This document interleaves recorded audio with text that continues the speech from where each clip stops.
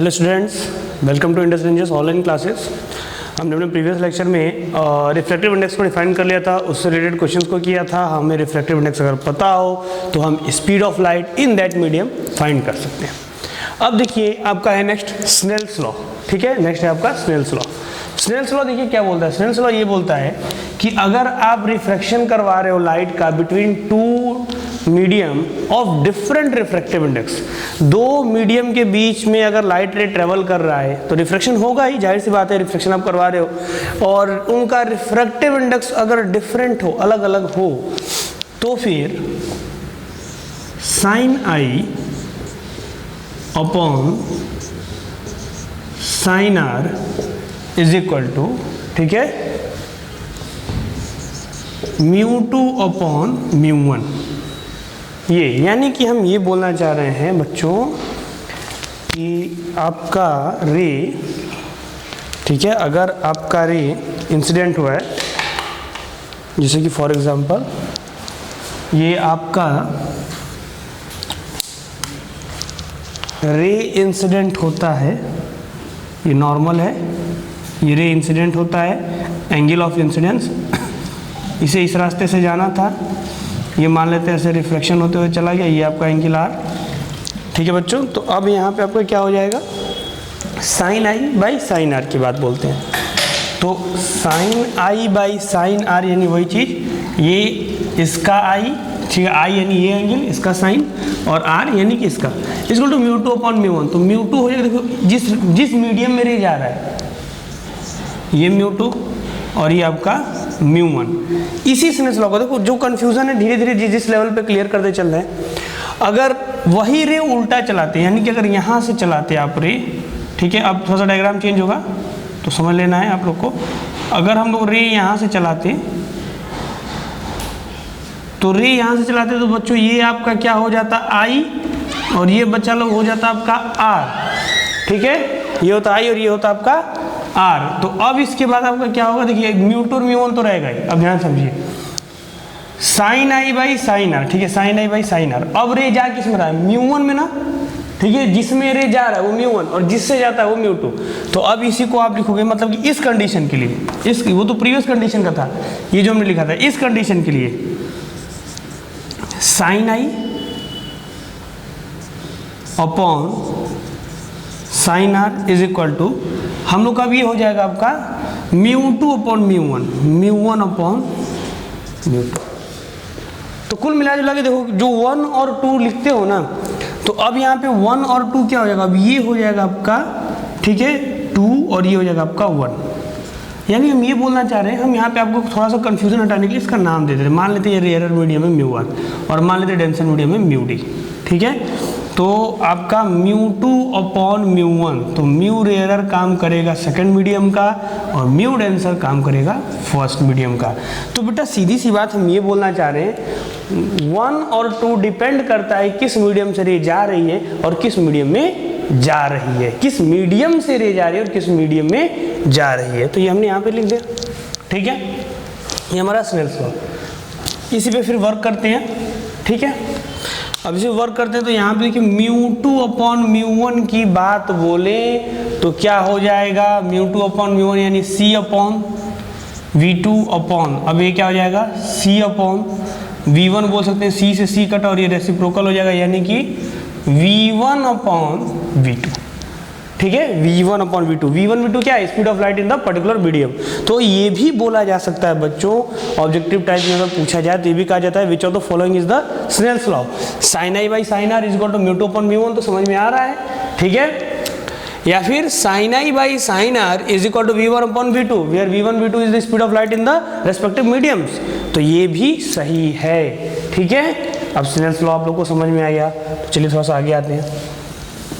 अब आगे ये आते हैं कि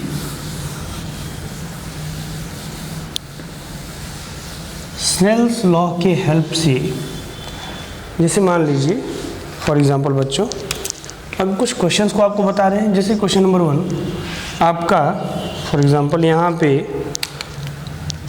एक स्लैब है, ठीक है, एक मीडियम में एक स्लैब, यहाँ से लाइट रे इंसिडेंट हो रही है, ठीक है, यहाँ से लाइट रे इंसिडेंट हो रही है, और ये आपका जो एंगल आई है ये है बच्चों 45 डिग्री, ठीक है, ये है 45 डिग्री।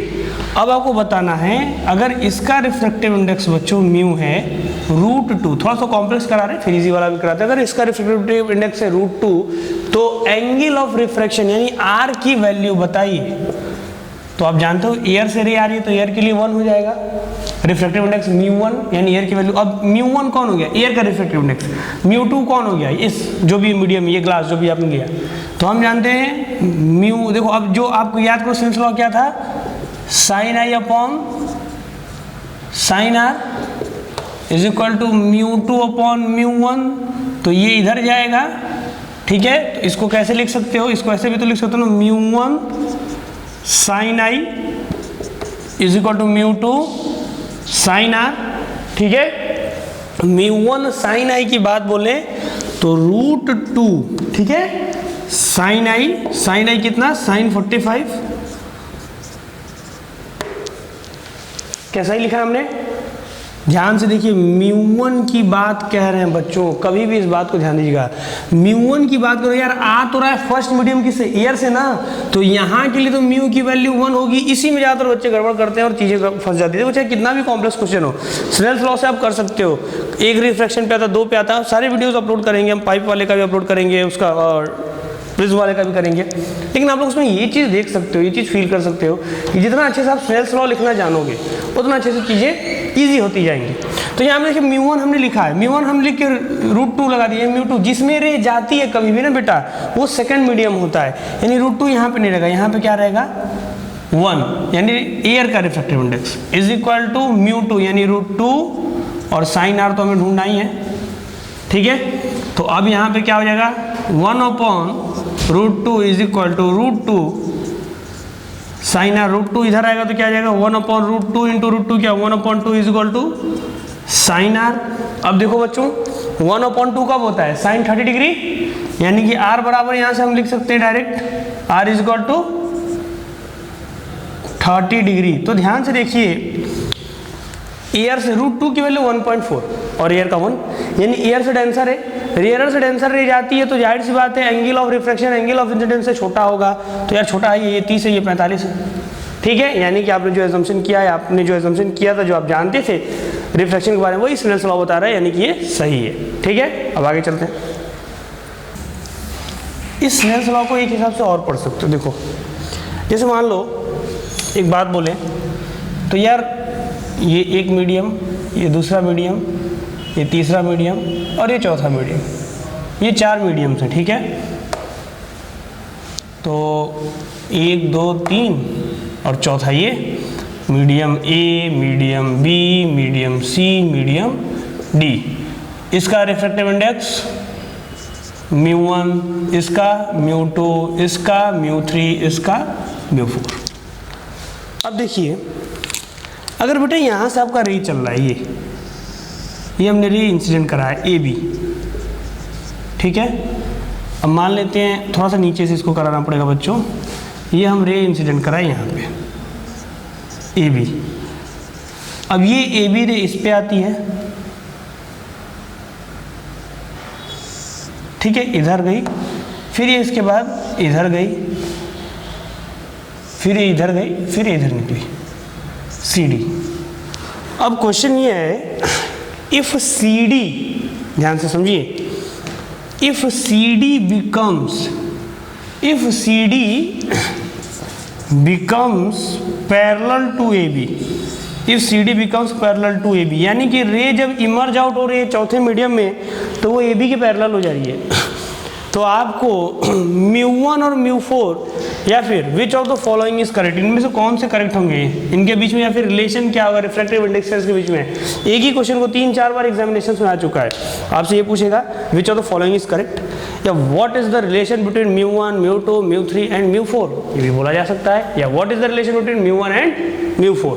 तो आपको सीधी सी बात लिखना है, स्नेल्स लॉ अगर आप लिखते हो, हम तो पहले तीनों के लिए लिखते हैं कि आपको समझ में आ जाए।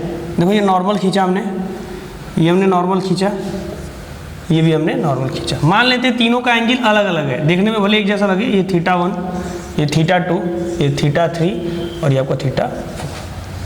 तो सबसे पहले रिफ्रैक्शन के लिए आप लिखोगे स्नेल्स लॉ, तो ये I है, तो μ1, ठीक है, μ1 sin I। अच्छा, इससे हम रे चला रहे हैं ना, μ1 sin I is equal to μ2। हाँ बेटा एक बात ध्यान देना, थोड़ा सा ये चीज़ें देखना, ये जो मीडियम है थोड़ा सा इसको सही कर देना है। ये आपका A है, ये आपका A था, इधर आपका μ1 हमने रखा था, ठीक है। तो अब आपको यहाँ पे नहीं, आप यहाँ पे वर्क करोगे।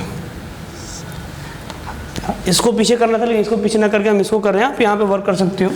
तो यदि θ1 था, ठीक है, इस पे मतलब इस पे हम लोग को फोकस करने की जरूरत नहीं, हमें इस पे फोकस करना है। तो हम इसे मान लेते हैं बेटा जी आपका, तो ये θ1 है, तो ये भी आपका θ1 ही हो जाएगा, अल्टरनेट अपोजिट एंगल, ठीक है। अब देखिए μ1 sin I sin θ1, देखिए ये θ1 हो गया, is equal to μ2 sin R यानी θ2। अब यहाँ से ये चल चुकी, अब आते हैं इस वाले पे, हमने इस वाले पे स्नेल्स लॉ लगा दिया। अब इस वाले पे आते हैं, इस वाले पे आते हैं, तो देखिए फिर से क्या होगा, नॉर्मल खींचिए, ये θ2 है तो ये भी θ2, यानी कि अब आपका इंसिडेंस ये हो जाएगा। तो अब इसके लिए स्नेल्स लॉ लिख रहे हैं μ2 sin I। अब μ1 यानी कि पहला वाला मीडियम कौन है, μ2 से μ3 में जा रहा है, तो पहला μ1 की जगह पे क्या रखा जाएगा, पहला वाला मीडियम यानी μ2 sin I is equal to, यहाँ पे क्या हो जाएगा, μ3 sin R। देखिए ध्यान से देखिए, तो रे B से C की तरफ जा रहा है, तो B का रिफ्रैक्टिव इंडेक्स μ1 की जगह पुट किए हैं और C का रिफ्रैक्टिव इंडेक्स μ2 की जगह पुट किए, जो कि आपके स्नेल्स लॉ में दिया हुआ है। अब यहाँ से फिर से अब इस पर वर्क करते हैं, इस पर देखिए क्या लिखा हुआ है, इस पर वर्क करेंगे तो फिर से वही चीज़, ये आपका क्या हो जाएगा, ध्यान से देखिए। अच्छा ये θ4 लिखा था ना, नहीं बेटा इसको लिखिए θ4, ये θ4 नहीं, ये θ4 है।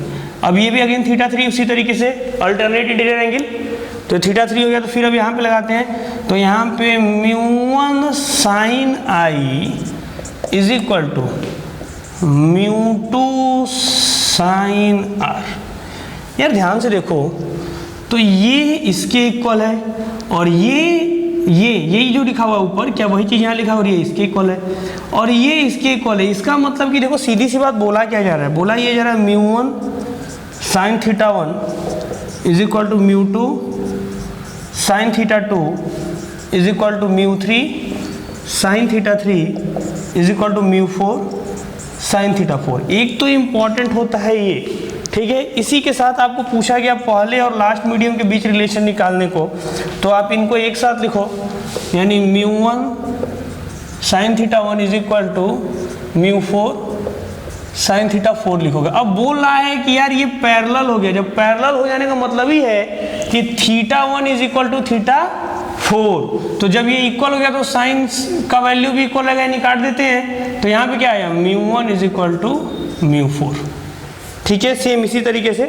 पैरेलल बोला जाएगा, तो ये सभी आपस में इक्वल होते जाते हैं, तो सभी आपस में इक्वल आ जाते हैं। तो आप देख रहे हैं स्नेल्स लॉ का यूज़ करके इस कैसे कैसे कॉम्प्लेक्स क्वेश्चन को इजी तरीके से किया जाता है। हालांकि ये कोई कॉम्प्लेक्स क्वेश्चन नहीं है, चीज़ें कॉम्प्लेक्स तभी होती है जब आप नहीं समझ पाते हो, जब आप चीज़ों को समझते हो तो चीज़ें कॉम्प्लेक्स नहीं होती हैं, ठीक है बच्चों। तो स्नेल्स लॉ हो गया। अब स्नेल्स लॉ के बाद हम अपने अगले वीडियो में बाकी अपना नेक्स्ट कॉन्सेप्ट इंट्रोड्यूस करेंगे, ठीक है। फिलहाल इसको देखिए और सीखने की कोशिश कीजिए। Thank you.